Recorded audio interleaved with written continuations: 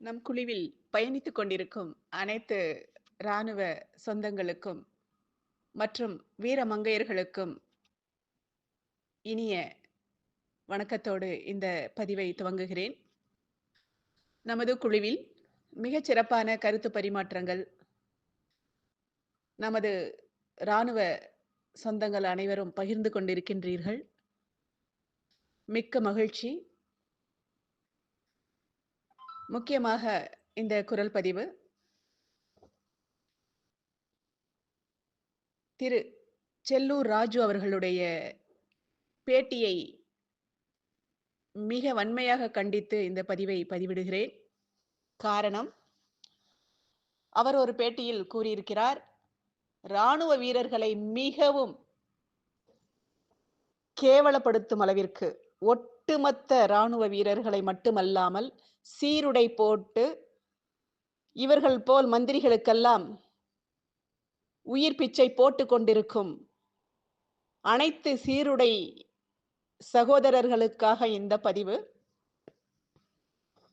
மாண்புமிகு நமது தமிழ்நாட்டின் முதலமைச்சர் ஐயா திரு மு.க. ஸ்டாலின் அவர்கள் இந்திய இராணுவத்திற்காக ஆதரவு கொடுத்து தேசிய கொடியை ஏந்தி பேரணியாக நடந்து சென்று கொண்டிருக்கின்ற அந்த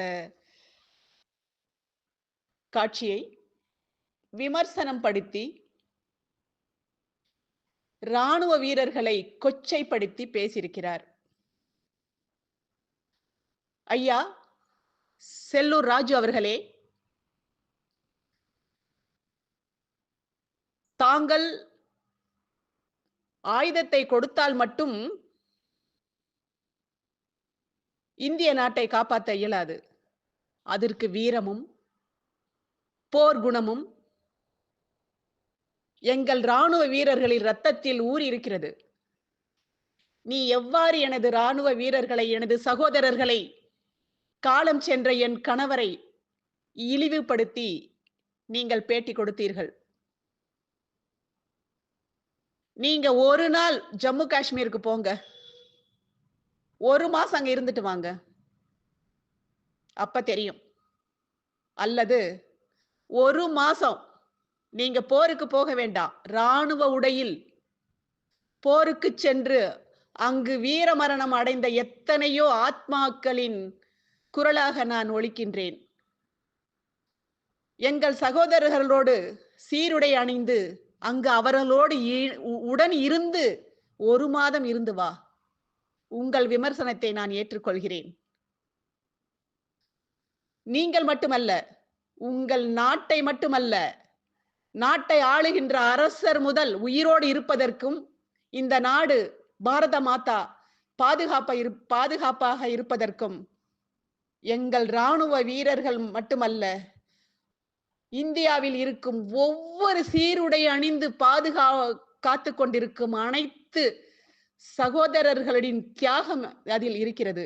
அந்த தியாகத்தை நீங்கள் கொச்சைப்படுத்தியிருக்கிறீர்கள். இதற்கு நீங்கள் பகிரங்கமாக மன்னிப்பு கேட்க வேண்டும்.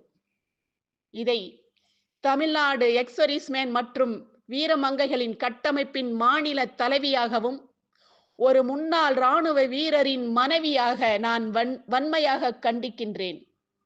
அன்பு சகோதரர்களே, இந்த பதிவை கேட்கும் வீரமங்கையர்களே, செல்லூர் ராஜு அவர்களுக்கு தக்க பாடம் கற்பிக்க வேண்டும் என்றால் நாடு தழுவிய போராட்டம் நடத்த வேண்டும். ஒன்று சேருங்கள். நன்றி, வணக்கம்.